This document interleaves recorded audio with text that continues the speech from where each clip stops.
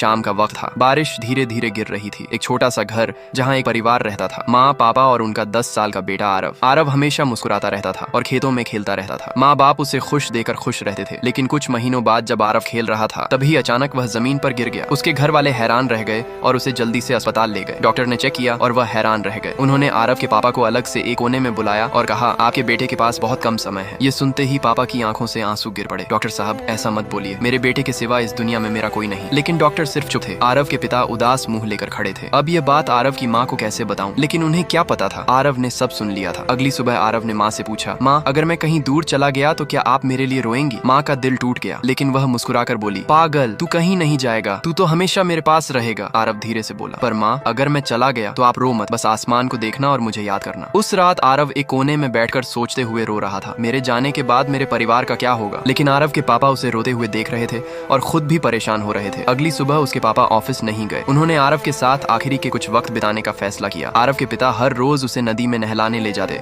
उसे आइसक्रीम खिलाते और उसे खुश रखते। आरव बहुत खुश था, लेकिन उसके पापा को बहुत फिक्र थी। क्या मुझे आरव की माँ को सारी बात बता देनी चाहिए? उन्होंने रात में बहुत सोचा और आखिर दिल पर पत्थर रखकर सुबह उसकी माँ को पूरी बात बता दी। माँ का दिल बैठ गया। आपने ये बात मुझे पहले क्यों नहीं बताई? आरव के पिता चुप रह गए। दोनों बस अपने बच्चे की तरफ देखकर रो रहे थे। उस शाम दोनों ने मिलकर एक फैसला किया। अगली सुबह गांव से कुछ दूर एक बड़ा सा मेला लगा था, जहां बच्चों के लिए हर तरह के झूले लगे थे। आरव अपने परिवार के साथ वहीं आया था। वहां आरव ने हर एक झूले में मजे किए, वहां की दुकानों की आइसक्रीम खाई और बहुत मजे किए। उसे नाचता देख उसके माता पिता के अंदर से एक आवाज आई, काश हमारा बच्चा कुछ और दिन जी पाता। दोनों बड़े ध्यान से उसे देख रहे थे कि तभी आरव का सिर घूमने लगा और वह जमीन पर गिर गया। उसके माता पिता हैरान रह गए और उसे अस्पताल ले गए। अस्पताल के सारे डॉक्टर आरव को बचाने की पूरी कोशिश कर रहे थे। उन्होंने अपना पूरा दम लगा दिया था। आरव के माता पिता कमरे के बाहर इंतजार कर रहे थे। हे ऊपर वाले, हमारे बच्चे की जान बचा ले। अचानक कमरे से एक डॉक्टर बाहर निकले और उन्होंने जल्दी से फोन पर किसी से बात की। आरव के पिता कुछ समझ नहीं पा रहे थे। तभी अस्पताल में एक बड़ी सी गाड़ी आई। उसमें से एक आदमी उतरा और वह कमरे के अंदर गया। आरव के पिता ने सोचा, इस आदमी को कहीं तो देखा है। कुछ देर तक ऑपरेशन चलने के बाद डॉक्टर कमरे से बाहर आए। उनका चेहरा अजीब सा था। आरव के माता पिता का मन भारी हो गया। तभी डॉक्टर मुस्कुराए और बोले, मुबारक हो, आपका बेटा बच गया। आरव के माता पिता जोर जोर से रो पड़े। डॉक्टर साहब, आपका बहुत बहुत शुक्रिया। डॉक्टर ने मुस्कुराकर कहा, लगता है आपने मुझे नहीं पहचाना। आरव के पिता सोचने लगे। तभी उन्हें याद आया, एक बार बारिश की रात ही, तभी एक गाड़ी उनके घर के सामने आकर रुकी। उसमें से एक आदमी उतरा और बोला, भैया, बारिश हो रही है, क्या मैं आपके घर रुक सकता हूँ? आरव के पिता ने उसे घर में रहने दिया था। वह आदमी कोई और नहीं, वही डॉक्टर था। आरव के माता पिता जोर से मुस्कुराए। अब उन्हें उनका बेटा वापस मिल चुका था। ये सब किसी सपने के जैसा था, लेकिन यह एक सच था।